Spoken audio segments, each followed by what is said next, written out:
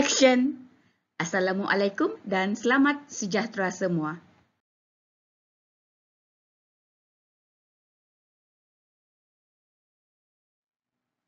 Dalam video ini, kita akan belajar sains di bawah tema penerokaan unsur dan alam, bidang pembelajaran 7.0 iaitu unsur dan bahan, standard kandungan 7.1, asas JIRIM, standard kandungan 7.1.2,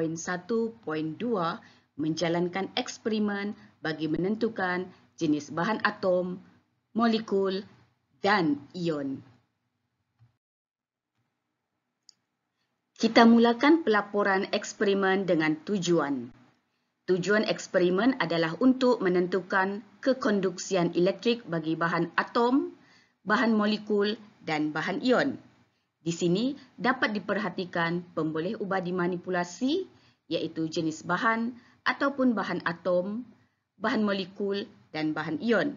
Manakala pemboleh ubah bergerak balas, iaitu kekonduksian elektrik, dinyatakan.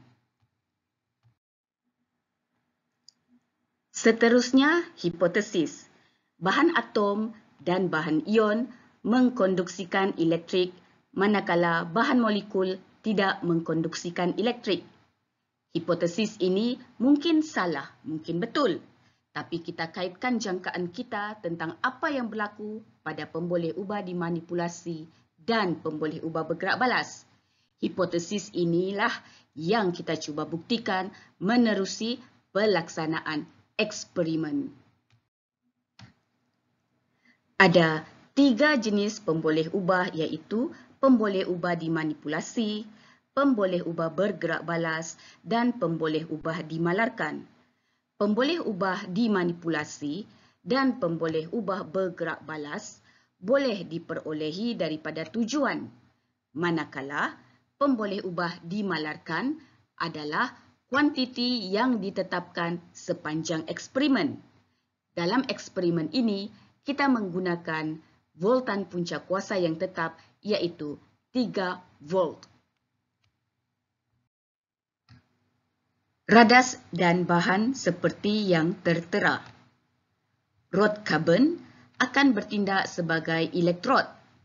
Galvanometer digunakan untuk mengesan kewujudan arus elektrik. Larutan garam, iaitu air suling, dicampur bersama garam bukit, bertindak sebagai bahan ion. Larutan gula dan minyak masak bertindak sebagai bahan molekul. Seterusnya, sudu besi bertindak sebagai bahan atom. Rajah menunjukkan susunan radas yang perlu disediakan. Diperhatikan, anak panah menunjukkan pengaliran arus elektrik.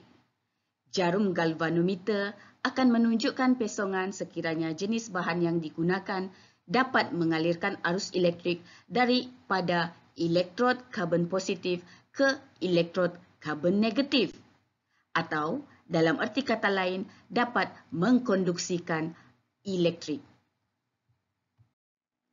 Prosedur adalah seperti yang tertera. Bagaimanapun, bagi tujuan pelaporan, pelajar dikehendaki menulis kembali prosedur di dalam ayat pasif.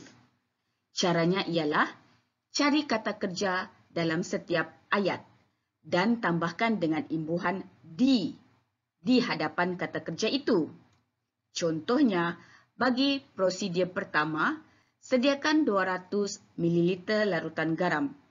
Kata kerja dalam ayat aktif adalah sedia. Pelajar perlu menulis kembali sebagai 200 ml larutan garam disediakan, dan begitulah seterusnya sehingga prosedur ke-6. Eksperimen dimulakan dengan menguji kekonduksian larutan garam. Sila perhatikan jarum galvanometer.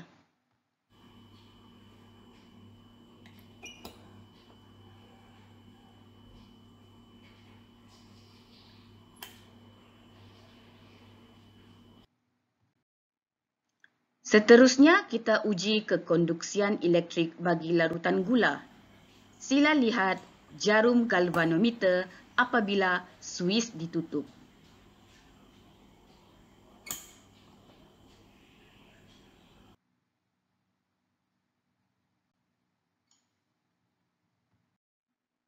Seterusnya, kekonduksian elektrik bagi minyak masak.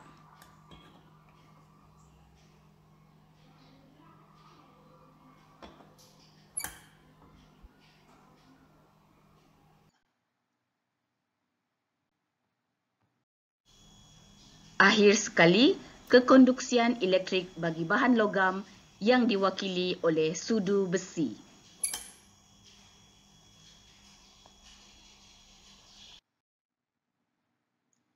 Salin pemerhatian yang diperolehi di dalam jadual. Di dalam jadual ini akan disenaraikan kesemua jenis bahan yang digunakan dan juga pesongan jarum galvanometer sama ada atau tiada pesongan. Bagaimana pesongan jarum galvanometer di dalam larutan garam? Bagaimana pula pesongan jarum galvanometer di dalam larutan gula, minyak masak dan juga sudu besi? Akhir sekali, soalan analisis data. Soalan yang pertama adalah, berdasarkan pemerhatian anda dalam eksperimen ini, kelaskan bahan-bahan bukan elektrolit. Bahan-bahan bukan elektrolit adalah bahan yang tidak mengkonduksikan arus elektrik. Dalam contoh ini, kita menggunakan larutan gula dan juga minyak masak. Soalan kedua, mengapakah bahan bukan elektrolit tidak dapat memesongkan jarum galvanometer? Ini adalah disebabkan oleh bahan bukan elektrolit tidak ada elektron yang bebas bergerak. Seterusnya, soalan 3. Mengapakah rod karbon perlu dibersihkan terlebih dahulu dengan air suling sebelum eksperimen untuk jenis bahan seterusnya dilakukan?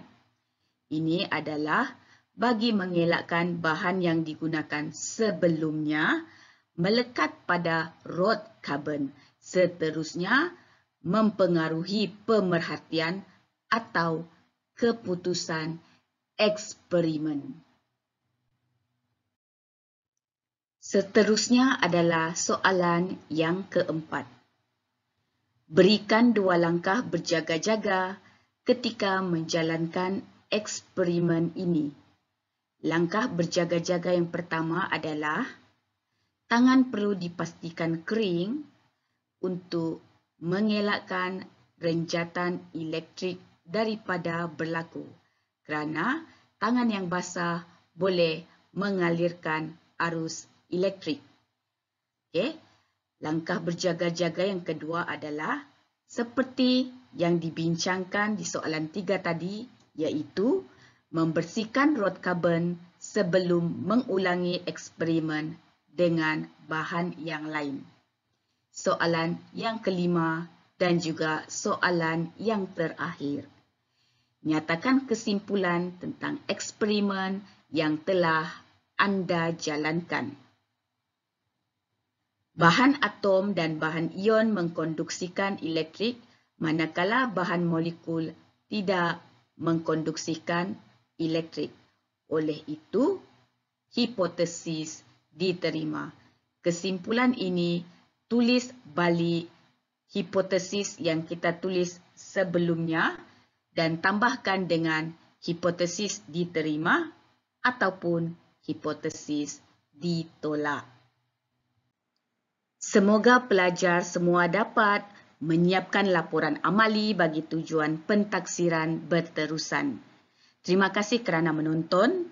Cikgu mohon sudilah kiranya agar pelajar semua dapat tekan butang like dan subscribe.